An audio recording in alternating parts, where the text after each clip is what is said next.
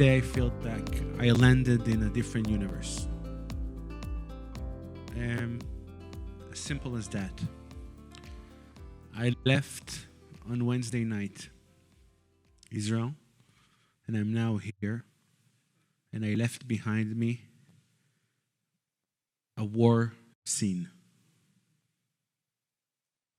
Simple. Sirens all over Israel. News reports 24/7. The apps are bombarding us with more news. The numbers are horrific. In the last 3 weeks, we suffered the biggest, hardest casualties from the Holocaust, since the Holocaust. Especially talking about civilians. In the Yom Kippur War, there were more casualties. Not a lot more, but they were soldiers. It's sad to say, but a soldier approach is that if somebody needs to die in a war, it's a soldier. We've all been there. You know, it's a mandatory service in Israel.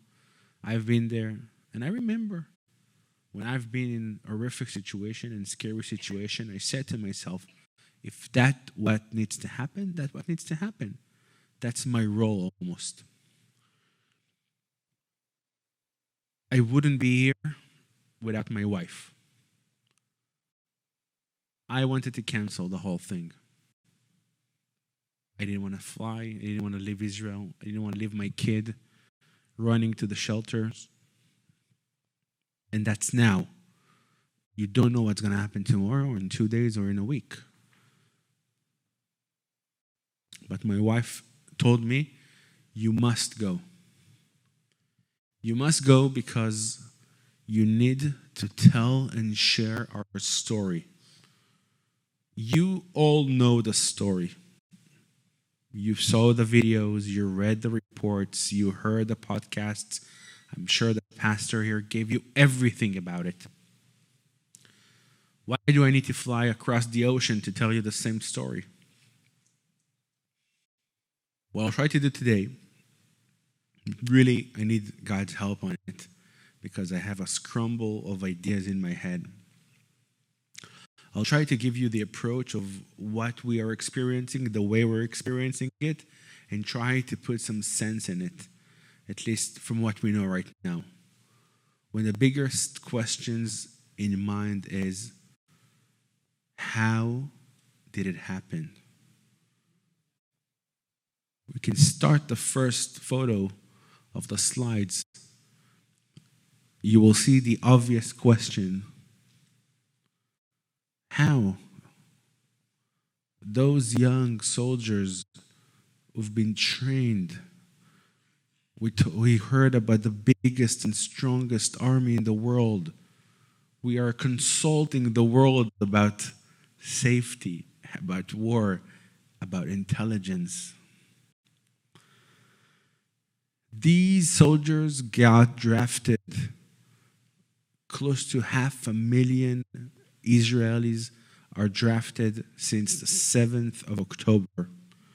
In Hebrew, it's called Tzav Shmone, which means, I would say it may be an alert or special draft. But the actual word is draft number 8. Being here today is my Tzav Shmone. This is the call, this is my position, this is where I need to be drafted. So today I'm here with you because my wife told me and reminded me, every person needs to be in his positions in the time of war. And my position needs to be here, telling my friends, Christian friends around the world, what we are going through and give you my approach. Many times I came here and I told you about how difficult and challenging life in Judea and Samaria is.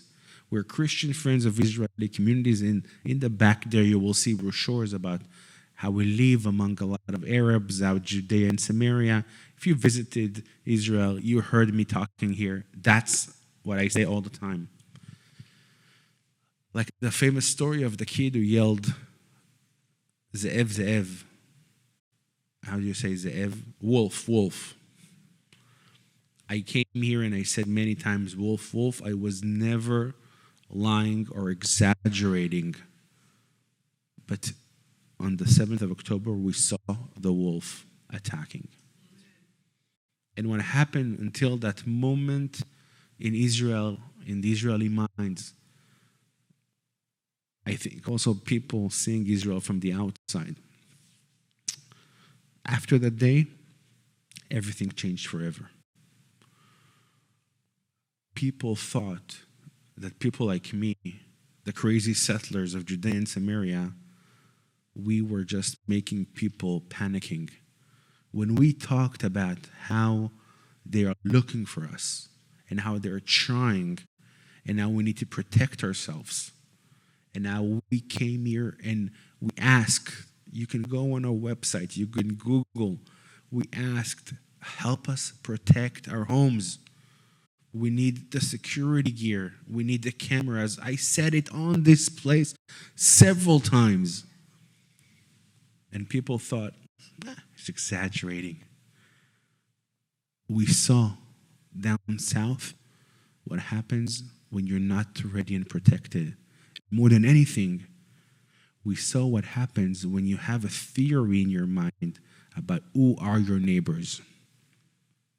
If you don't understand the neighbors are the wolf, what happened on October 7th is going to happen again. Not only in the south, in every corner of Israel. If you can go to the next slide, I will say this. Here on this stage, you heard me several times talking about how my kids are the fourth generations in Judea and Samaria. My grandmother, my wife's grandmother actually, she established the first community in Samaria. What I skipped and I never mentioned is that from her grandfather's side, Shmuel Schmerling, he also comes from a rooted family. Actually, 8 generations in Israel. And I never mentioned it because I was always emphasizing on Judea and Samaria, but you heard of the massacres of 1929 in Hebron. This lady holds a young child. She is my wife's grandfather, mother. Esther Slonim. This is Hebron of 1929. They lived a peaceful life with their Arab neighbors until one day an attack that started in Jerusalem and went into Hebron, everybody was slaughtered. Her father was the banker of the town of Hebron. He was respected by all members of community, Jews and Arabs.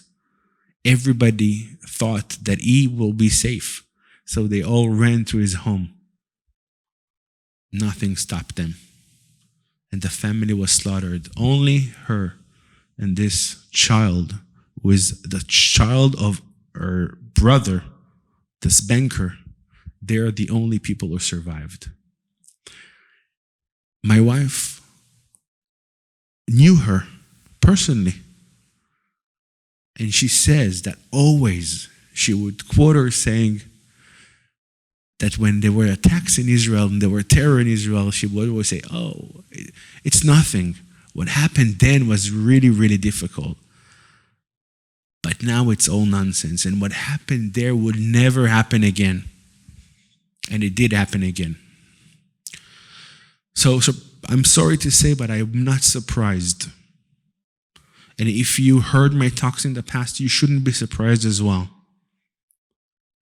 It's horrible. The numbers are crazy. The percentage in Israel is, there's not a person that doesn't know personally a couple of people there. But you shouldn't be surprised if you heard the call of God saying, always this will happen. I will share now my own experience when a week after the event on Ynet, this is like our news website, they put a section with all the people who died that were recognized, more than 1,000. I didn't realize what's 1,000. It's a number. You know how I realized? When I went on this website and I scrolled down, it didn't stop. In their memory, I want to show you this experience, please. Next slide.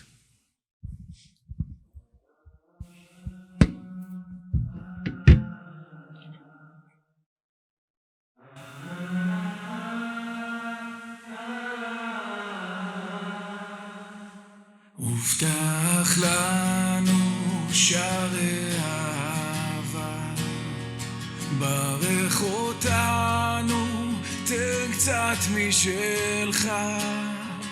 הובטח לנו שערי גאולה, דבר איתנו, תן לנו תקווה. הובטח לנו שערי הודיה, ותן חלקנו דלק לנשמה. הובטח לנו שערי זמרה, חבק אותם, לא צריך סיבה. שמור עליי, התרחקתי קצת יותר מדי, סתם רציתי להגיד לך, בשביל מה יש מילים? לא הכל עליי, איך אתה תמיד שם לב אליי. מה עוד נשאר, מה עוד נשאר בחיים?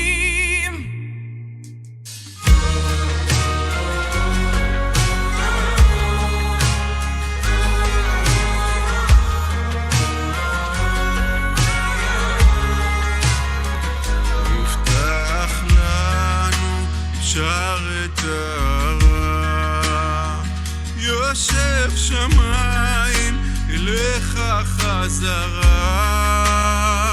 הובטח לנו שערי כפרה, למד אותנו לבחור בין טוב לרע.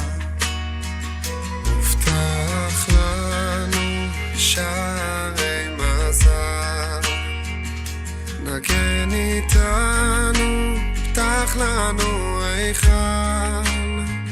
הובטח לנו שערי סליחה, עוד יום יבוא נשאיר כולם לך. שמור עליי, התרחקתי קצת יותר מדי, סתם רציתי להגיד לך, בשביל מה יש מילים? לא הכל עליי, איך אתה תמיד שם לב אליי. מה עוד נשאר, מה עוד נשאר בחיים?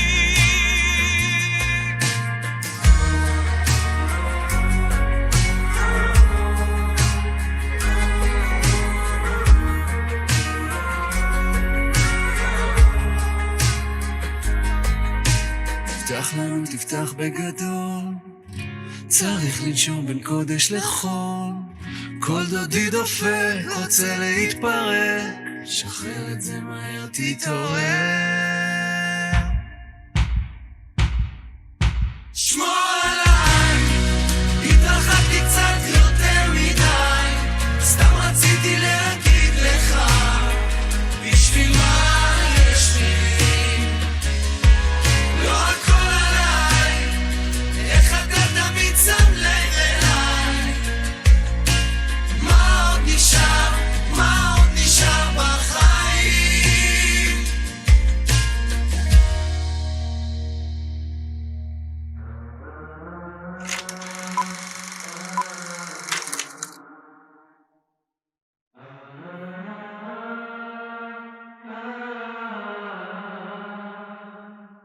הובטח לנו שערי אהבה, ברך אותנו, תן קצת משלך. הובטח לנו שערי גאולה, דבר איתנו, תן לנו תקווה. הובטח לנו שערי הודיה, ותן חלקנו דלק לנשמה. הובטח לנו שערי זמרה, חבק אותה, לא צריך סיבה. שמור עליי, התרחקתי קצת יותר מדי, סתם רציתי להגיד לך, בשביל מה יש מילים? לא הכל עליי, איך אתה תמיד שם לב אליי. מה עוד נשאר, מה עוד נשאר בחיים?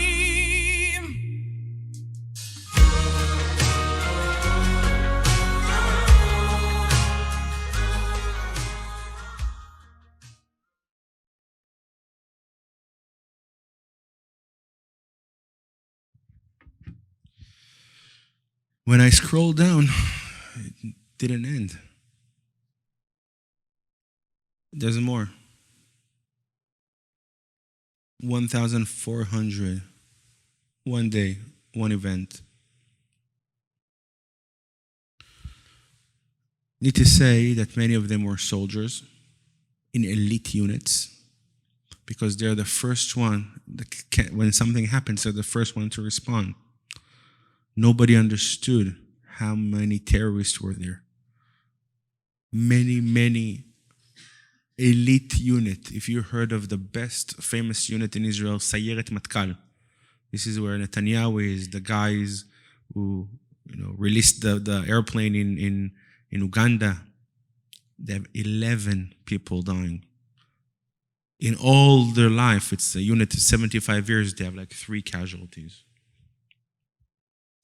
The Yamam, it's like the SWAT, 20. 300 of them. At the beginning, you saw a lot of smiling faces of young people.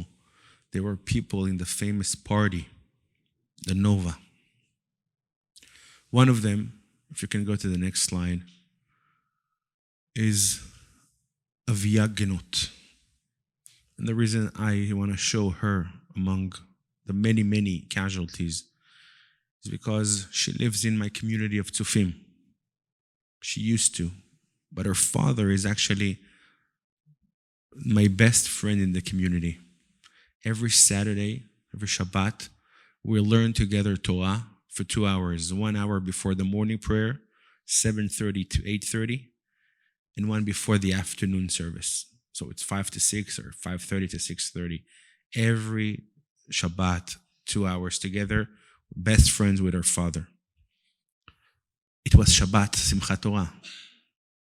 And as usual, we sat there and we've learned. We haven't learned about the terror attack. So you already understand her father is very religious, but the daughter is partying in this party. He didn't understand in his mind only in the afternoon. He got a text message from her at 9 o'clock saying, "I'm okay." And then she was lost. For a week, they were looking for her, literally looking for her. They went to where the party was. They were searching. The next Saturday, the next Shabbat, as usual, I go to his place at 7:30 in the morning. And this is when he tells me that last night, Friday night, a week after she was lost, she was told that she was found dead. This is a photo of her funeral.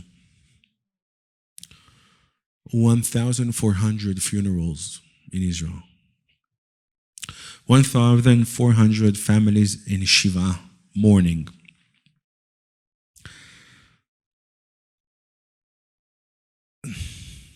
What more can we say? Now, because you know the news and because you are well equipped with the information, I just want to show you 3 short videos that will try to wrap up the story without hard visuals. I was debating about it. How much should you see? Because I know that if you want to see hard things, you know where to find them. But I'm not sure this is the right position for that. Therefore, 3 short clips that expresses what we went through.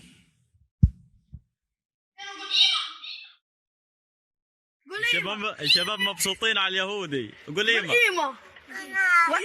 بدوش. إيمة. أنت يهودي مخرفة. إيش عمك؟ ويا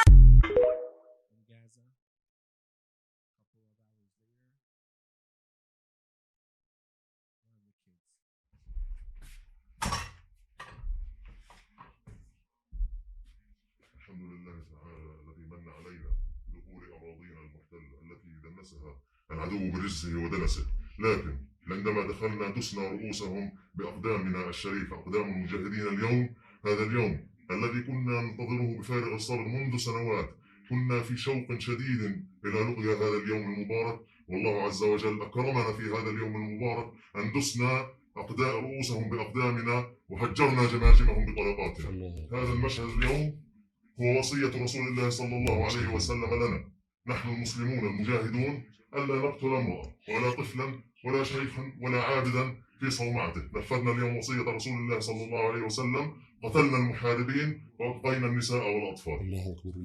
They just said, we found Emily. She's dead. And I went, yes!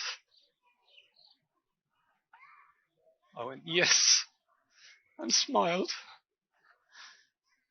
Because that is the best news of the possibilities that I knew. That was the best possibility that I was hoping for.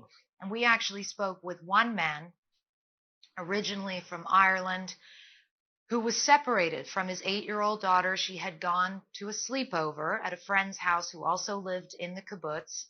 And he described to us the agonizing moment after 2 days of waiting for answers. He was rescued. He finally found out that his 8-year-old daughter, Emily, had been killed. She was either dead or in Gaza. And if you know anything about what they do to people in Gaza, that is worse than death. That is worse than death. The way they treat you. They'd have no food. They'd have no water. She'd be in a dark room filled with Christ knows how many people and terrified every minute, hour, day, and possible years to come. So death was a blessing, an absolute blessing.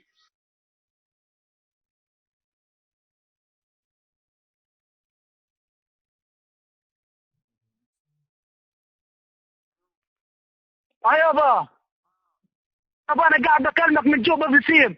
افتح الواتس تبعه قول له وين، شوف كيف القتله، شوف كيف قتلت بيدي يابا، ابنك قتل يهود، هاي دخل مفلسين يابا.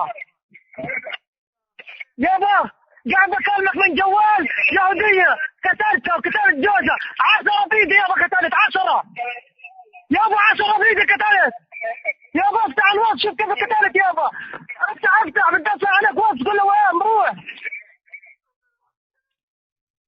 يابا. شوف مفلسين يابا، يابا والله 10 قتلت، 10 بيدي يابا، دمهم على ايدي. اعطينا امي، اعطينا امي.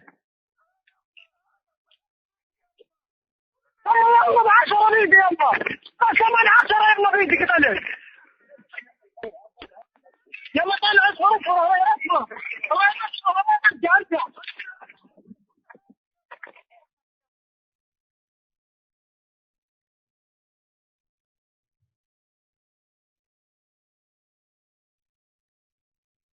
From all the horrific photos and videos with all the blood.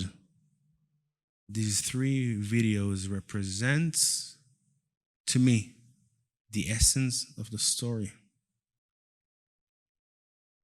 People without mercy, people without values, people who are excited and thrilled to kill, to do bad, and their families are blessing them and thanking them for doing that.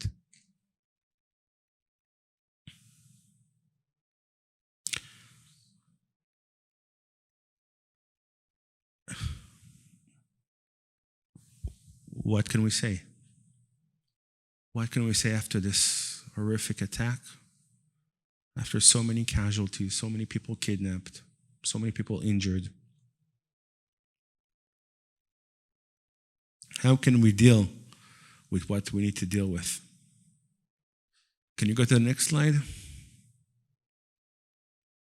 وحماس سلوكها في السنتين الماضيات انه عقلاني وما بتدخل في حروب وما وقفت مع الجهاد الاسلامي في معركته السابقه او انه دعمته من بعيد لبعيد، فالكل صار يقول حماس مشغوله. لكن هي كانت ضمن استراتيجيه طبعا انه حماس مشغوله بالحكومه في غزه وبدها تدير بالها على 1.5 مليون فلسطيني وملتهيه وخلص تركت المقاومه، لكن حماس من تحت الطاوله كانت تحضر لهذه العمليه الكبيره. قديش بيتحمل الاسرائيلي؟ اكثر من 2 أسبوع ما بيتحمل. احنا بنتحمل، احنا عم نقاتل عن ارضنا وشعبنا ومقدساتنا، واحنا مش خايفين. نقاتل مدبرين، نستشهد مدبرين، بخاف من الاسر وبخاف يموت. الاسرائيلي معروف عنه انه بحب الحياه. احنا بنضحي، نعتبر انه قتلانا شهداء. فامنا يعني اهم امنيه عند اي واحد فلسطيني انه يستشهد في سبيل الله دفاعا عن ارضه. لا يوجد اي سقف زمني لهذه العمليه، عمليه طوفان الاقصى. محضرين حالنا لهي المعركه وحاسبين حساب انها قد تطول، ومحضرين حالنا إلنا 2 سنين عم نحضر ومنرتب، وصنعنا كثير وعندنا مصانع. كل شيء عندنا، من صواريخ 250 كيلو ل 160 كيلو ل 80 كيلو ل 45 كيلو ل 10 كيلو. عندنا مصانع هاونات وقذائفها. Some people, when that day happened, thought that maybe it's just something that went too good. That was the claim. Many people say it just doesn't make sense. Maybe there was an excitement when they were able to make this wall fall down. The wall that was $2.5 billion were invested in it. When they made it fall, then it was like, from the enthusiasm, they went and everything like happened as they go. This is one of the head of the Hamas that says something, and I think it's simple to prove. And from we find more and more information. Everything was planned.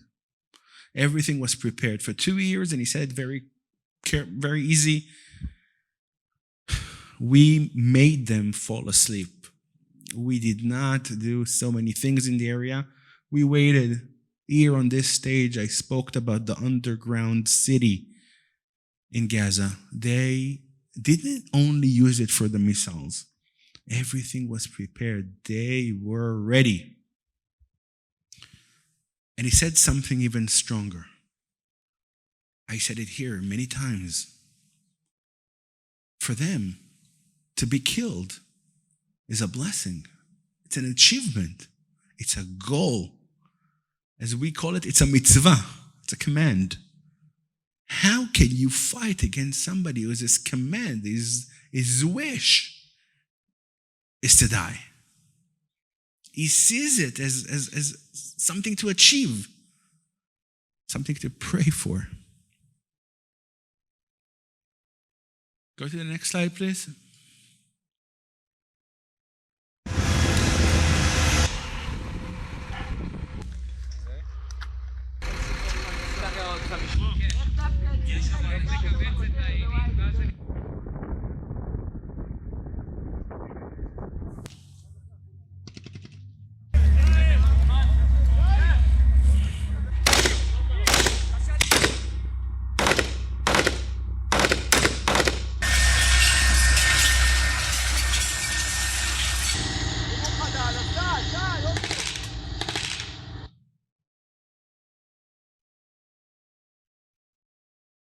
what happened on the 7th came as a surprise.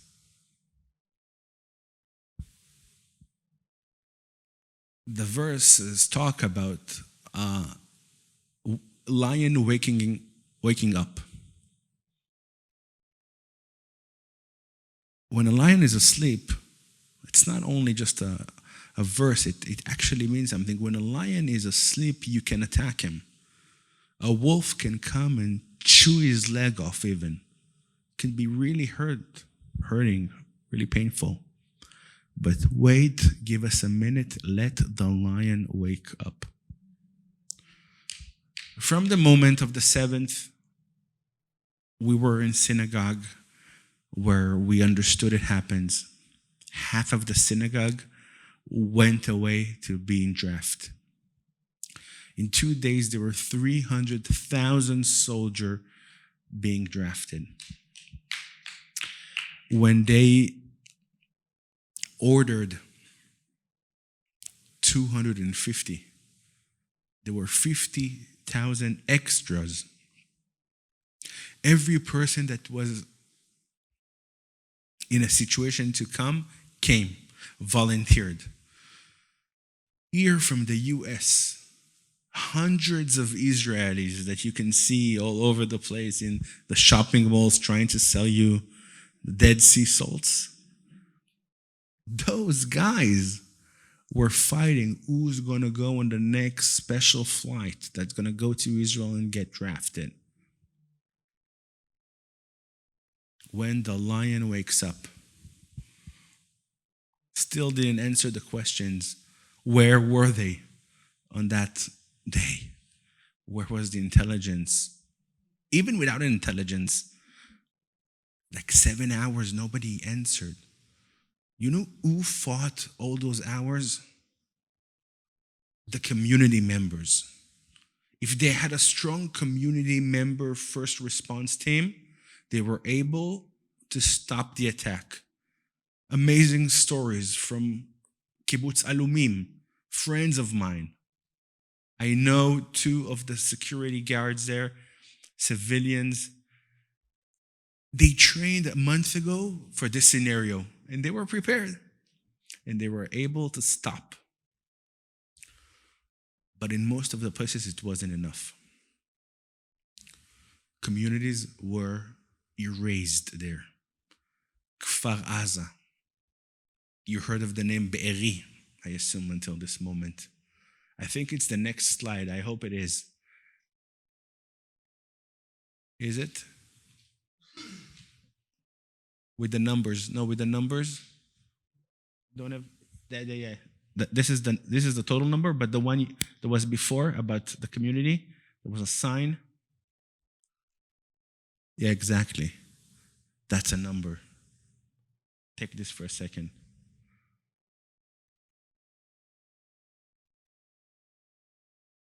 Nir Oz. Nir Oz? You volunteered there? Almost erased. The first response team in those places weren't ready.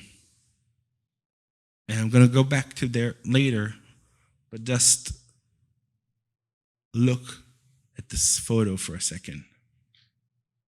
How can you even understand? How can you continue if you're one of 190, not including the people that were kidnapped?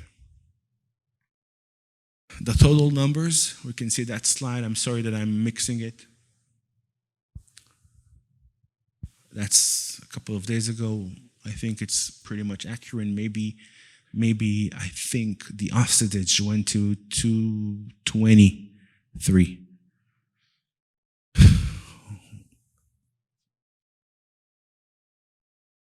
This is unbearable. That's more than all of Israel's existence, terror-wise. October 7th, 2023 will be remembered as the day that everything changed. Everything I said until now is news. You know that. You heard it. Maybe you saw this or you saw something else, but the general story is well known to everybody. So my question, at least what I'm trying to achieve now, is how? How could it happen under our nose? How can a $2.5 billion fence didn't do the work? How can the best cyber expertise in the world, how can all the intelligence, how can people that gave their life, they know everything about everything, how so many people worked on such an event for 2 years?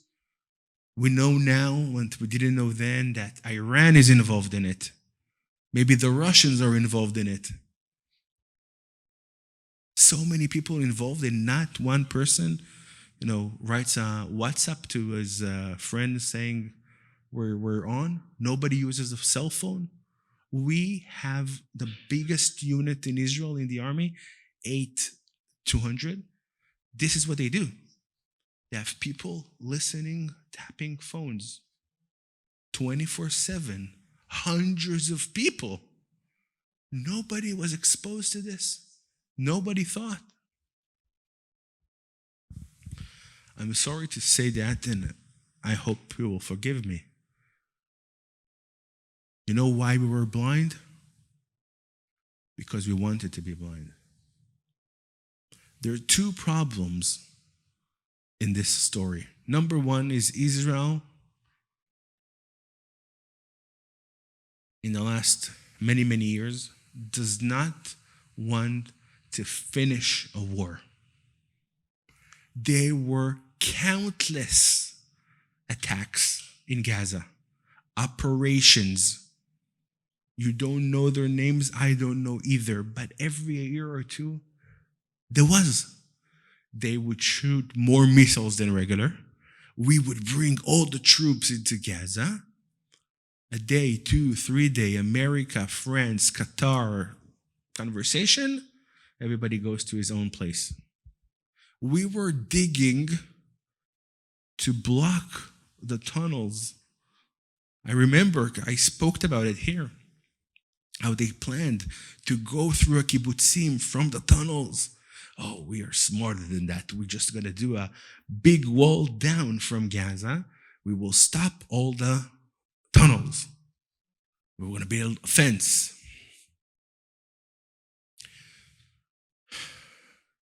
We wanted to block them.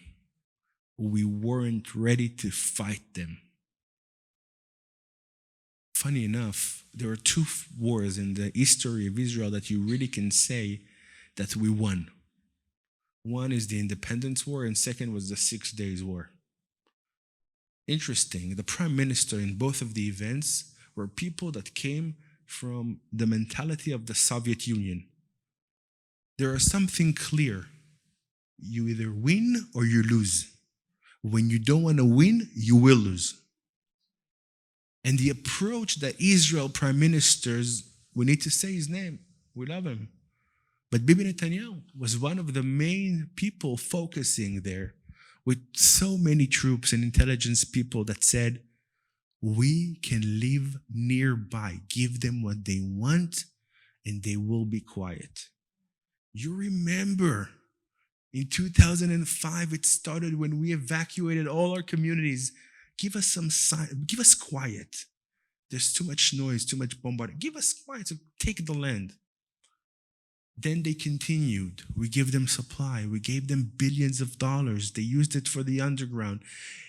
Until a couple of months ago, there was a story that every month there was suitcases of money from Qatar entering Gaza. We gave them money, and we thought it's going to buy quiet, silence. But they were ready and prepared, because he just said that. We are not looking for money. We're not looking for quiet. We're not looking to be safe. In their mind, the most important thing is their land. It's true. That is what they're fighting for. A piece of land is more important than anything. And they're willing and they won't forget how they think that we took their land from them. So they will plan and they will do everything possible to show their revenge against us. And while they are fighting against us openly, we are not fighting against them. We are trying to buy quiet time for us. And what did not work by buying quiet time is going to be bought by war. Because at this moment, you need to understand that what we see here, if you can go to the next slide after the soldiers training, is that all around Israel, and I think Tikva and Tim, I think you felt it very strong. Every person in Israel, literally every person in Israel, is asking himself, what can I do now to help? If he can go to the reserve, he's going. But if he is not doing, he's packing food for the soldiers. He's purchasing gear, he's donating money, he's helping with agriculture work in the south because the farmer cannot work. He goes and he helps kids where the father is away and the mother needs to be at work. So young children, he babysits them. He prepares cakes for the mothers who are left behind when the husbands are away. And he cooks a meal because she's there already for 20 days without her husband, and it's not easy. Israel, it became a joke. A soldier takes his phone cell, and he writes to his friend, I'm here up north, up south. Never mind. We are lacking mattresses. Something that happened to me. Not enough mattresses, or the mattresses were thin. Couple of phone calls, 2-3 hours after, he's going to have a van bringing 30 mattresses. Remember the cell phone chargers? A friend of mine up north wanted cell phone chargers, those portable one. A phone call, a text message, come pick them. 300 to my car. I gave Tikva and Tim a few to give to the soldiers on the way to Ofra. The lion woke up. Now, I cannot express, I'm already not in this game because people got crazy. People bought supermarkets and sent it to the soldiers. And you see soldiers filming, please don't send us more candies, anything we don't need. You have rooms filled with junk food that people sent because they want to give. But nobody's going to use it. 250,000 people were evacuated from the south and from the north. It's not on the news. All the communities down south, because they're shooting missiles like crazy, they were evacuated. They're in hotels in Jerusalem, in Tel Aviv, Netanya, Ashkelon, Sderot, big cities. They're not there anymore. Kiryat Shmona up north. They're not there. We talked about Gaza until now in the south. So why did I say Kiryat Shmona up north? Because the sad story, or the interesting story you would say, is that according to every person who knows anything,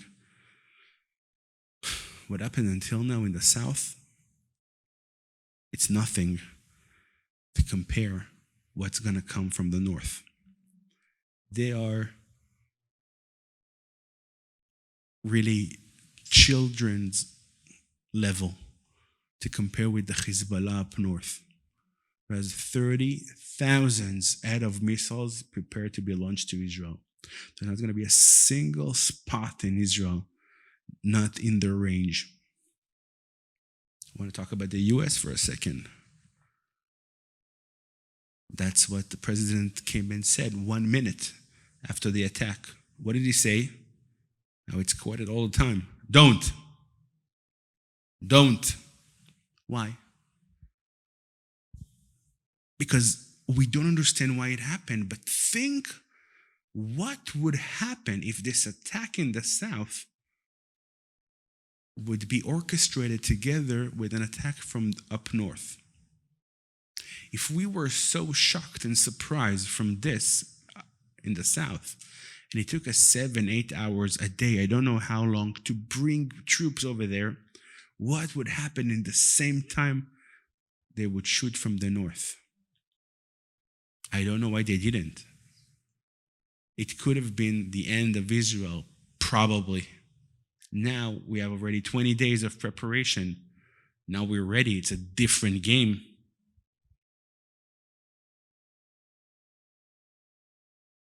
President Biden sends power, troops. How do you call this big thing that he sends? 2 of them? The aircraft carriers. Monsters. Because he understands. And maybe that's the reason why I'm here. Because if that's devastating what you saw until now,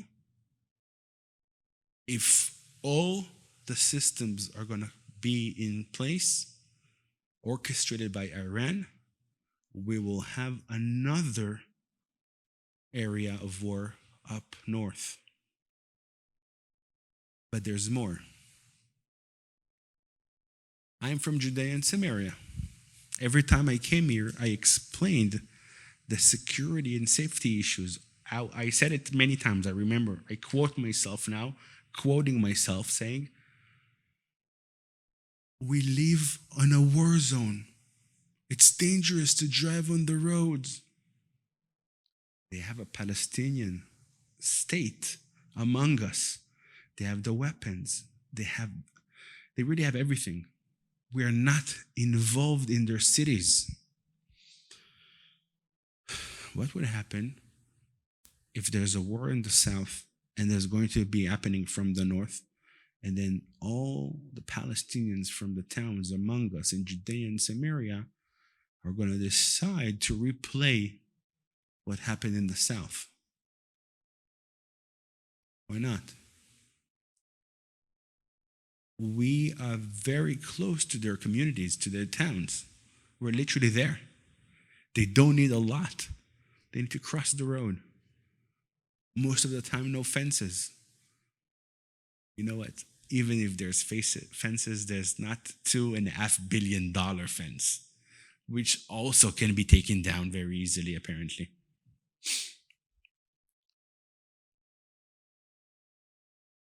The war tactics of Hamas and Gaza is showcased in this photo. You see the beehive.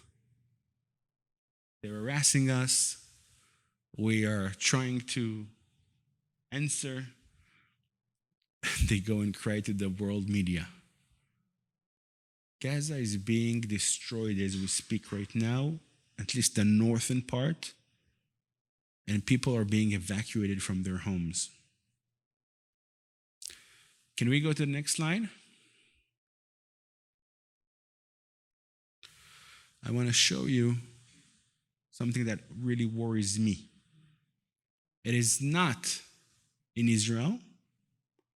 After everything we saw until now, look at the demonstrations that happen here in the US following. Can you play that? Yes. Wait. The one before. Missiles out there. You see that? It's a movie. I think you can play it on the right. No? Okay, if not, you can go to the next one. It's the same idea. Listen to President Herzog. Am I allowed to defend myself? Yes. That's the situation. These missiles are there. These missiles are launched. The button is pressed. Okay. The missile comes out from the kitchen onto my children. But the question is this. Ultimately, you can't remove the people of Gaza. They're going to be stuck in this neighborhood. So we have to fight. What do you want us to do? So we tell them, get out, and we fight against the launchers. Eventually, what happens eventually, right? Once this war is over now, you're going to have to live with them side by side. Absolutely. What's the plan? The plan is we have to make sure the Hamas will not be able to repeat this again. That is the plan. That's what we are trying to do. And if you with all due respect, I see nations fighting terror. Okay, many decent nations, when they fight terror, they fight terror. We are fighting terror. Humanity has to decide. Are we accommodating terror or are we fighting terror? We are fighting terror. And we saw the worst atrocity possible. We see the worst atrocity possible by a whole campaign of a movement which has major support with our neighbors. Major. They believe, many people believe in it. I agree. There are many, many innocent Palestinians who don't agree to this.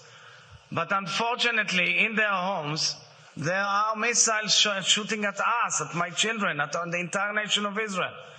We have to defend ourselves. We have the full right to do so. And it's about time that the world understands it. This is the tragedy of using terror. And terror there's no mercy to terror.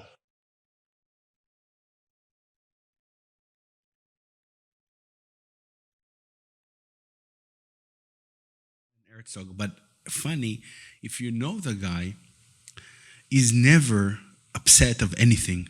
He's like so relaxed. But he lost his temper because what we saw was really something we cannot deal with anymore. So what do we do with all this information? What did we learn? Maybe it's the next slide. Hopefully. What have we learned? That's the way to write it in English? I did it on the way on the flight, so I'm not sure. What have we learned from all of this? That's an open question. We're going to do a Q&A later. I'm going to have some answers. And a question. This is a question for you guys. What have we learned? Please.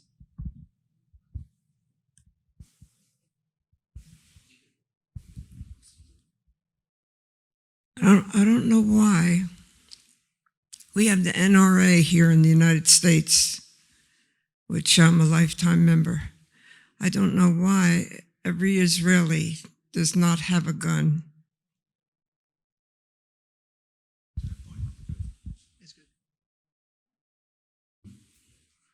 More. I'll refer to that. Good. What have we learned?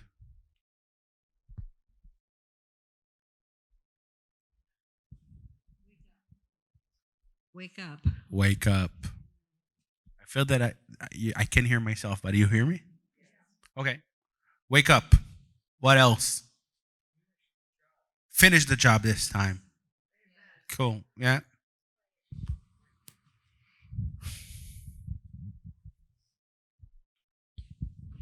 There's no such thing as land for peace. There is no what? Such thing as land for peace. You don't give up land for peace. Yeah? More? We have here.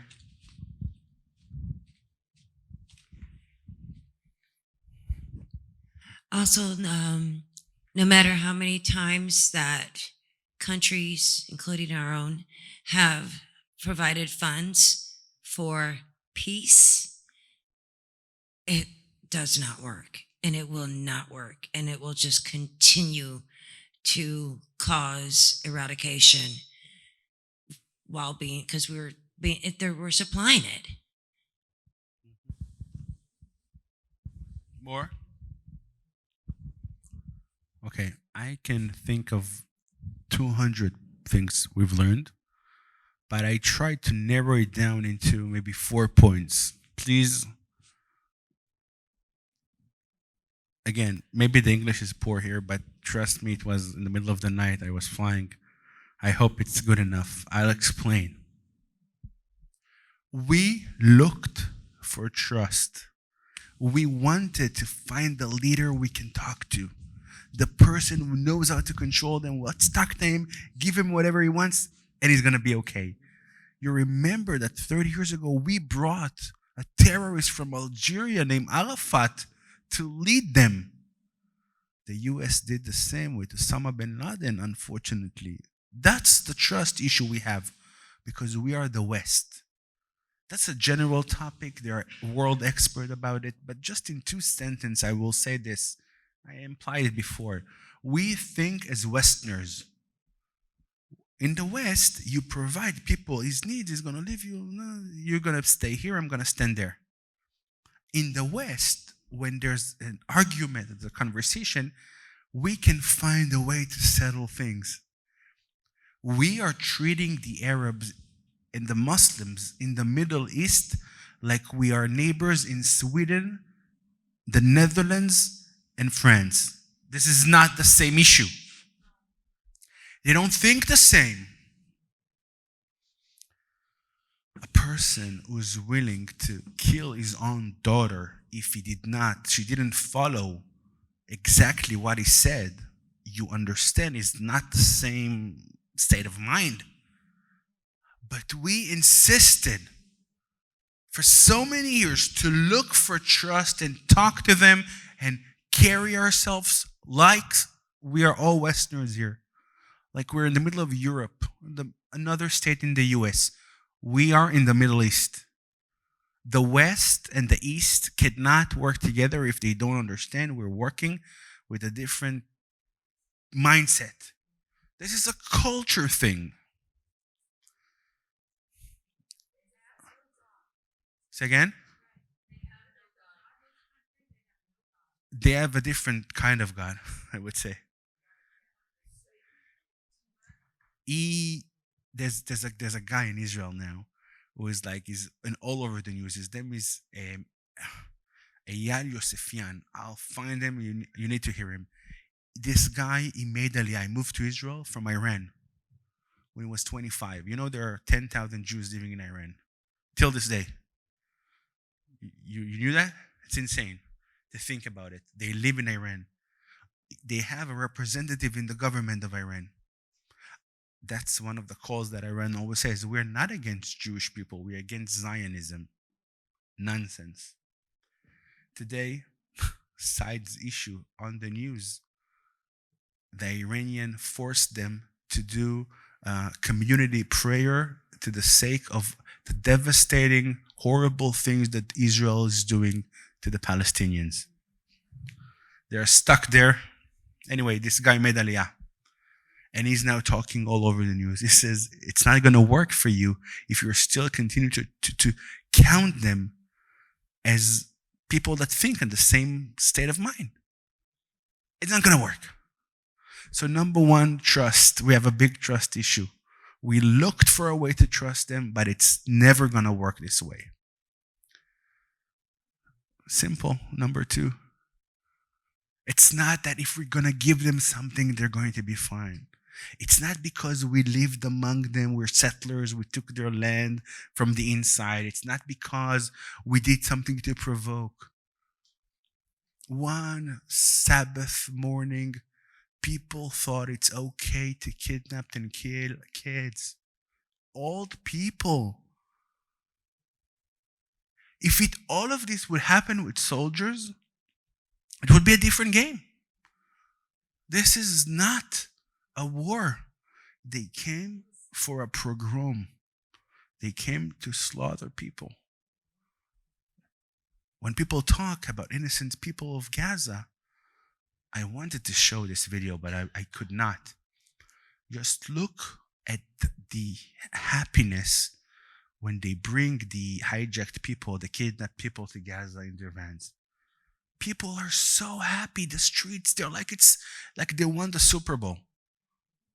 They are happy to see us destroyed. Some of them weren't actively member of this. When he came back home and he called his wife and he says, I did it. She said, you are my hero.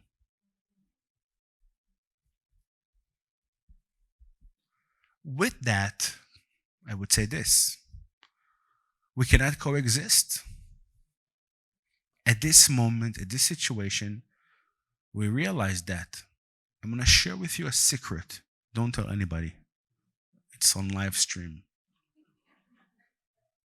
I hate to say that. When Gush Katif was evacuated in 2005, the communities around Gaza said, we're so happy that you're gone, because all the problems, all the issues, all the shooting, all the missiles happens because of you. Now you're going to be off of here. We're going to have a peaceful area. You saw what happened to them? They were cheering and applauding when the people of Gush Katif left. They really thought in a Western idea. In Kibbutz Be'eri, there's a story of two of the people who were kidnapped. They volunteered every week to go to the fence and to take people from Gaza to be treated in hospitals in Israel. That was their volunteer work. People tell that one of the biggest problems was that when they entered the communities, they had lists of every family name, where they are, entrance, places, and they didn't understand how. There was a guy from Gaza who worked as the handyman for 20 years. He was friend with people. People gave him clothes of kids, to his family, food. And he had lists of information. He gathered information and he gave those terrorists. There's no trust. They want to kill us. I'll do this now. I'm going to pass around a sign-up sheet. Even if you're signed already, please write your name. We are heading now to a new era in the work of CFOIC. That's what you said. I said it here many times. I repeat it many times. We literally, people donated for cameras and security in our communities for 25 years. Sandra started this, and she pointed out that one of the needs is to be secured in our homes. But now, more than ever, in a brutal scenario, as I expressed before, they will try us. It's going to be much easier. No fences. They will enter. What do we have as a response at that day? The attack happened October 7th. I started to be director of CFOIC September 1st. The holidays started like at 14, 15. And we were like, when in the holidays you work half the time, it's not really. From October 8th till this day, I got phone calls, at least 5 or 6 different communities every day. We need your help. Help us. We need drones. We need protection. We need cameras. We need to do new roads. People are waking up. Many communities are ready and prepared. But to see the extent of the viciousness, you understand it's a different game. They came prepared. They came geared. You saw the video of the white pickup driving through Sderot in the middle of the day? Unheard of. We need to protect our homes. And that's one of the main things I'm trying now to do. We're open a war fund, and we were already able to give to the communities at least 500,000 shekels in 3-4 days. Do I have the video of the drone? Maybe it's the next one. What? No more photos? No, it's in the next one. You will see, I think. You see soldier standing with a drone. Yes. He's not talking? So imagine this. You see the map of Judea and Samaria? We live there surrounded by the enemy. A small community, let's say 50 families. You know what happened on the 7th of October? To our dear friends, thank you. That's it? What? Okay, please. To our dear friends, thank you for the donation that you gave us. With the money that you donate, we will able to buy this camera that give us night vision.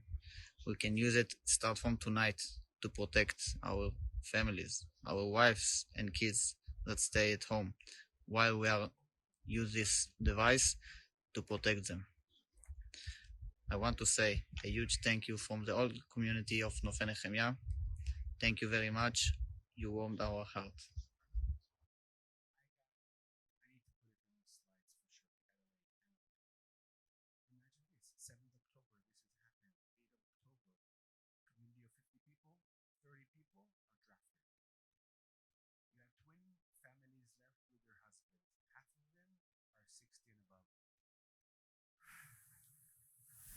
Three or four have health issues. Who is keeping the community safe? Happen in every community. You know, the people who live in Judea and Samaria are all people who serve in the army, all in elite unit, reserve. Everything is amazing, but they're not there. They need to go and to be in the reserve. Who's going to protect the community? So the army started to send some troops, again, old-timers, reserve, at least somebody. But they need a way to protect themselves. I got a phone call from Argaman, the Jordan Valley. Who said to me that we went together to Jordan Valley? Was here? So in the Jordan Valley, there's a community called Argaman. Argaman. It's a community there. I get a phone call. It was 8 o'clock in the morning on the 8th. Shmuel. Yesterday, it's a small community, 25 families. 19 people were drafted. I am here by myself. 3 people have issues. We're 3 people and 25 Thai agriculture workers. That's the only men I have in town. What do? I need your help. We consulted. We need a night vision thermo drone. Makes sense. You go from above and you circle. It's a thermo, so every movement at night you can see. Happens every day from that moment. We need to wake up and understand what we are dealing with.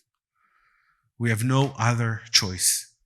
Do I have more photos in the slide that I forgot? Anything else? Yeah. I want to show you how volunteer people work. Every corner of Israel, the lion woke up. Look to the right, down right. There's a lot of photos. Maybe you can see me and Michal, my wife. This is something small that happened by my wife. It's on the right side over there. So we're a week into the war, and Michal, she's in the community. In our community, 600 families, 120 guys were drafted. So a couple of days you're alone with your kids, the mother, and then the second week started, and it's challenging. You have young kids. So Michal has an idea. She says, let's treat them with something, just a moment for themselves. Call a couple of friends, sushi for dinner. Something small. We went, there's a photo. You see on the right corner, it's my son with 50 bags of sushi. You see over there in the corner? That's Nave. So we went, and we went at night, like at 9:30, knocked on the door. Who's there? We're scared. Dinner for you. Just look at the faces. They were so happy from nothing. These are the two main events that we need to take in consideration now. And that's what we do in CFOIC. Number one, to support the communities with needs to defend themselves. And number two is to understand that we are going to a long move and a long war. That's what we understand. There's no other way. And with that, that means that there's need to be a lot of support to the people back home. When the father is away, when the kids are by themselves and with the mothers, it's going to be a challenging time. The communities need to support that, and we are helping with that. I want to finish this and allow questions with 3 small requests. I told you today that I came because I felt this is my Tzav Shmone. This is my call of duty to be here and share with you. I think all of you have a Tzav Shmone as well. You are here in Florida, but you are not going to be discharged from this war. Nobody in Israel is discharged from this war, and therefore nobody who supports Israel will be discharged from this war. And I think there's 3 simple ways that all of you can participate. Number 1, well, all of this, I hope, did not came as a surprise. You knew all of it. You understood all of it. It was in your heart. There's a war happening as we speak online. People are questioning this. People, the Queen of Jordan 2 days ago said, we need proofs. If you have any social media account, anything, you need to be out there saying, sharing, speaking. You don't need to do anything. Press, share. You heard something good about Israel, something positive, something that tells a story, share. That's, to be a fighter today, is to press a button saying share. That's number 1. Number 2 is give. I came here with hope to collect money for our needs in Judea and Samaria to protect families. I'm never that centered, and I never say I came to collect. It's the last thing we want to do. Oh, we talk nicely. Support the communities if you want. I'm not asking to support. I'm here to collect help and funds and the understanding of what we're dealing with. That's the real deal today. I honestly think that if people were asleep until this moment, not understanding when we cried wolf, wolf, that's the end. People understand now what we're dealing with, what we said is going to happen, what happened. We are going next. We need to be there to protect our families, and we will be able to do that with your help. And number 3, pray for Israel. Remember or acknowledge what we understand and we know. God of Israel, who brought us back to our home after 2,000 years of exile, brought us there and will show us miracles. People don't understand what they see. They don't realize. Like in Gaza, we weren't there to read all the signs because we were blind. We did not want to realize it. Sometimes you need God or something strong to wake you. This is a wake-up call that says, in God we trust. Not as a statement that you write on a dollar. From a deeper perspective of your heart that understands with this and that. And if it's going to come from the north and it's going to come from Samaria, people can really lose sight and say, this is the end. This is an existing war. It's on our existence. But we know for a fact God of Israel is going to fight this fight for us. And I will finish with this small thought I had on the plane here. In the last year, almost a year, Israel was split apart because of political, now we can say nonsense. When dealing with this, we understand what's nonsense. We know in many occasions in the Bible, God had wanted to show us, to teach us, to prove us a point. It was not helping us in a war. Only when we came together, only when we repent, is helping us. I'm thinking the most simple example is the fight with Joshua in the high. Simple. He showed us, you went with all your powers, you did not believe me, you weren't really trusting me. People got lost. Joshua comes to God and says, why? He says, now you try again. Now be prepared. Now be together. Now be united. People look at the situation right now and maybe ask themselves, why don't they enter Gaza already? It takes such a long time. For 3 weeks, they're sitting there. I have a theory. You see this? That's the result. God wanted us to be united. So after a year of separation, of fighting, of war among us, for 3 weeks now, what we see in Israel, what we see from the world is nothing but a huge act of friendship, of love, of unity. It takes time to build it. We were so stupid to deal with this madness for so long. Every Saturday night, people were protesting this, that. Nonsense. The war and the fight is not between us. There is an enemy. Maybe God wanted to show us this is the enemy. Wake up. But to fight that, you need to be in unity. You need to be together. You were torn apart for so long. By the way, they already admit that, the terrorists.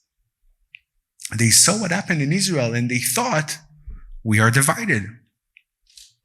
We were near a civil war, they thought. Oh, they're so weak, they're not united. That's the time to attack. Mistake. It happened in the book of Esther. When Haman says to Achashverosh, Yeshno am echad mefurad, zar mefurad. There's one nation, they're separate, they're casted away, there's no connection between them.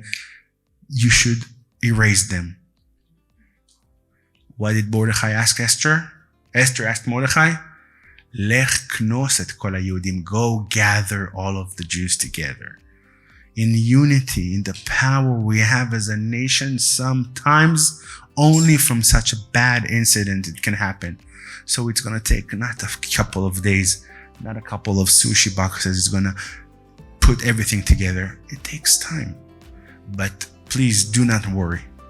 We are gathering the power as a nation, as an army, for the families out there, and we will strike back. And for once and all, we will win this battle. Not, Operation Cast-Lead number 2. A real, defined war that explains everybody. The wolf came to attack the lion, and it was hard, but when the lion wakes up, no one can stop it. So with all that, I wish that my next visit here is going to be to gather, collect money for the new settlements of Gaza, the Hebrew settlements of Gush Katif that will be rebuilt as soon as possible. I really think that's one of the first sins we have when we left there. And we pray. Maybe it takes time, but we get this eventually. Thank you.